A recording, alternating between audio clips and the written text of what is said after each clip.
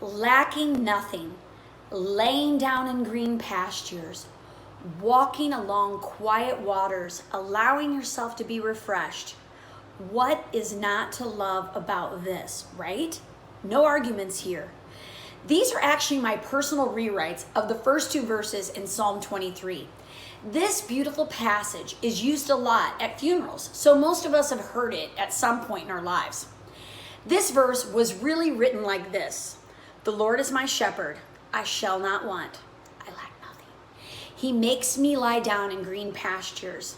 I need to slow down and stop and rest. It sounds heavenly. "He leads me beside quiet waters. He refreshes my soul." Please give me some of that.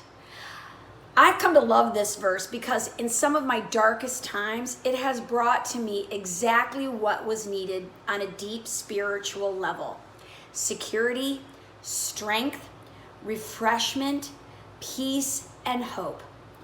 I adopted this psalm as a way to pray and meditate a few years ago when I was feeling absolutely depleted. Kind of how we're all feeling right now, where we just feel like we can't get a break. It feels like one thing after another is making life harder and more difficult. Like you're standing on one side of a tennis court, and on the other side of the tennis court is an automatic tennis ball machine, and it's on high speed, and the balls are flying at you, and you just can't keep up. I'm needing these words right now more than ever, as I'm feeling so sad about how blind I really was about the injustice in the world. My heart has been hurting as I listen to story after story of mistreatment and death. I'm really bummed that I'm bored in my house and I have a lot of time and I can only go on so many walks. I can only read and write so much in one day. And I'm missing working with others, creating. I'm sad for my daughter who is living in uncertainty about her future. And this week is the anniversary of the closing of my business that I started from scratch. And so many worked so hard to build, making it successful for 29 years. We were an amazing team, and we created the most amazing place to work, creating and building together a place where we were teaching kids how to persevere, get some grit, feel inspired and safe. And we all had to walk away from it feeling no sense of accomplishment. As hard as we all tried, there was nothing more we could do to keep it alive. I can see why this verse is used at funerals, because this particular verse on this week is providing me yet again the same sense of peace and comfort.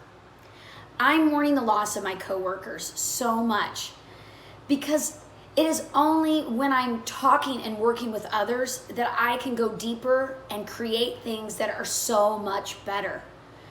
I'm fortunate right now to be in two groups, not work groups, but social groups, where we talk and brainstorm at length on deeper spiritual levels. Everyone gets pushed out of their comfort zones to think deeper. It's like my health club membership for building healthy, strong spiritual muscles. I found that every time I talk to my friends about spiritual matters and in being in these groups, we all walk away from our conversations figuring out all on our own journey how to live spiritually on a conscious level, keeping worry and fear at bay.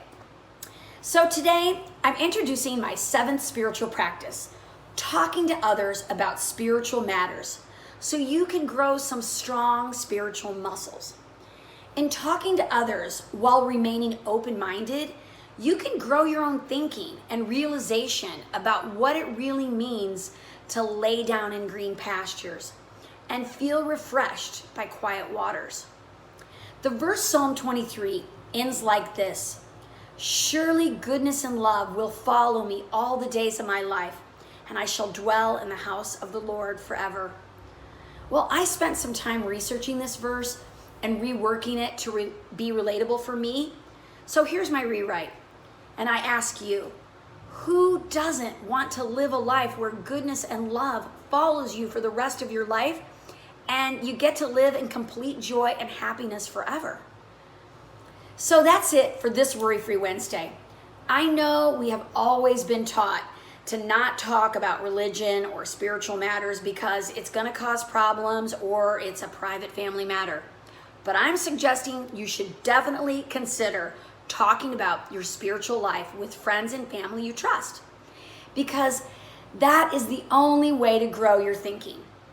And when it gets uncomfortable and you are pushed out of your comfort zone, just remember, you can't get and build physical muscle strength without some sort of discomfort. And you certainly cannot get stronger spiritually without making yourself a little uncomfortable. Make yourself stronger on all spiritual levels. And when it is time for all of our funerals, we are certainly going to be glad we did. We are all on our own journey, and by talking about it, we can really help each other along the way. Never stop starting, and I'll see you on Sunday for the Sunday Night Blues. Take care.